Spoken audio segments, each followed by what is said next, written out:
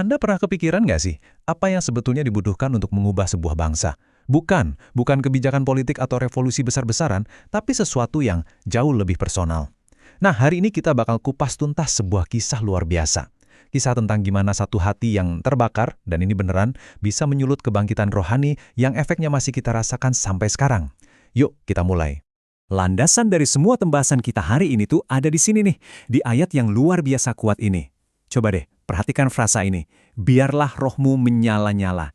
Ini bukan cuma saran biar kita kelihatan sibuk ya. Ini tuh panggilan.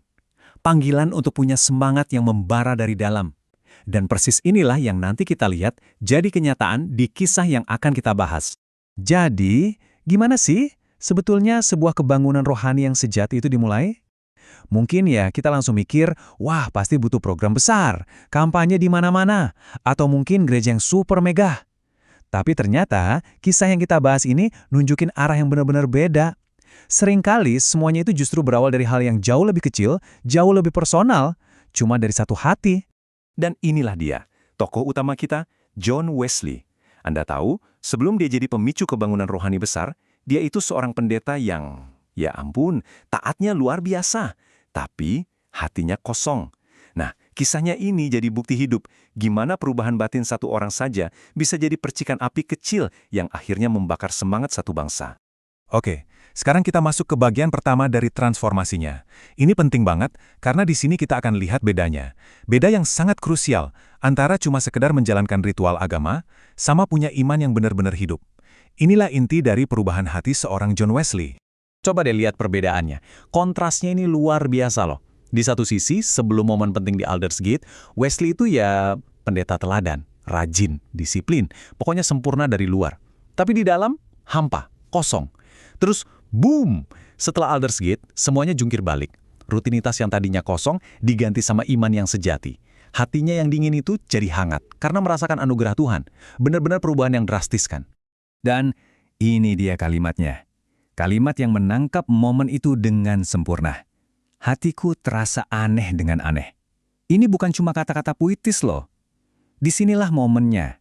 Momen ketika Wesley akhirnya klik. Dia sadar, ini semua bukan karena usahanya, bukan karena kerja kerasnya selama ini, tapi murni karena anugerah.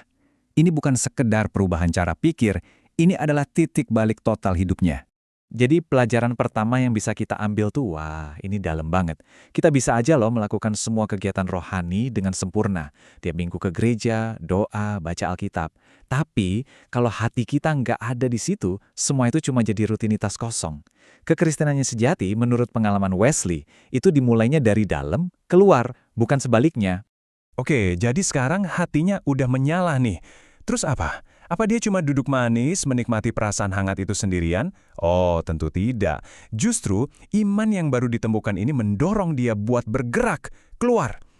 Yuk kita lihat gimana api di hatinya itu mulai menyebar, bahkan sampai melampaui tembok-tembok gereja. Nah, ini bagian yang bener-bener radikal buat zaman itu.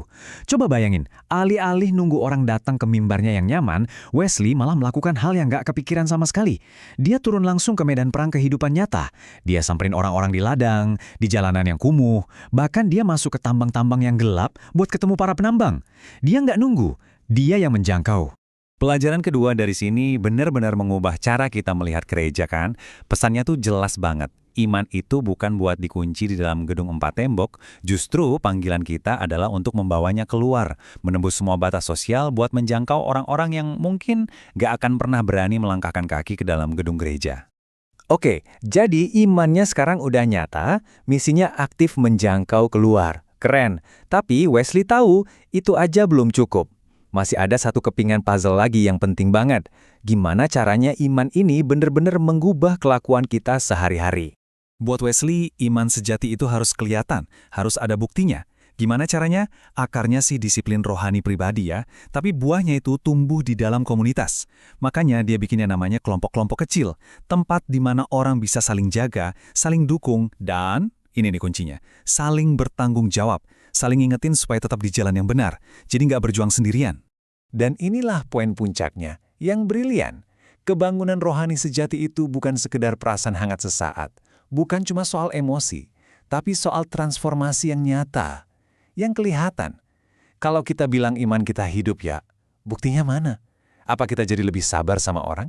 Lebih jujur waktu berbisnis? Lebih peduli sama tetangga sebelah?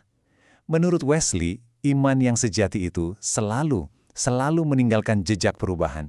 Jadi, setelah kita melihat seluruh perjalanan ini, apa sih warisan yang ditinggalkan oleh api di hati Wesley? Dan yang lebih penting, apa artinya semua ini buat kita sekarang, hari ini? Yuk kita tarik kesimpulannya. Kisah John Wesley ini bukan cuma pelajaran sejarah yang kita baca di buku loh, ini tuh kayak cermin buat kita. Dan pesannya masih relevan banget sampai detik ini.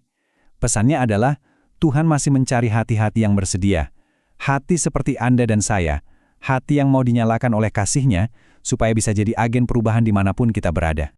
Jadi, inilah pertanyaan terakhir yang ditinggalkan kisah ini untuk kita renungkan. Setelah kita lihat betapa dahsyatnya dampak dari satu hati yang terbakar untuk Tuhan, sekarang kita harus bertanya pada diri kita sendiri dan jawab dengan jujur.